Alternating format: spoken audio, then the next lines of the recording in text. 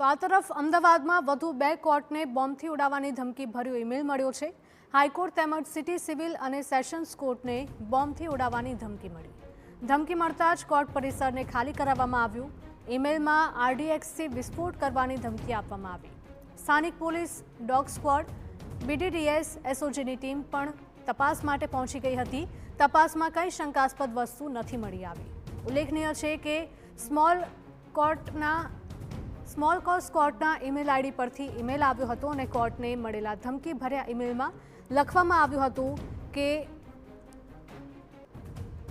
જેક્ટોર જીઓ વિરુદ્ધ તમારા કોર્ટ પરિસરમાં 3 આરડીએક્સનો ઉપયોગ કરીને માનવ આત્મઘાતી વિસ્ફોટ મૂકવામાં આવ્યો છે। આ વિસ્ફોટ થાય તે પહેલાં બપોરે 1:55 સુધીમાં ન્યાયાધીશોને કોર્ટ પરિસર ખાલી કરવાનું કહેવામાં આવ્યું હતું અને આ ઈમેલ મળ્યા બાદ કોર્ટ પરિસરમાં સઘન ચેકિંગ પણ કરવામાં આવ્યું।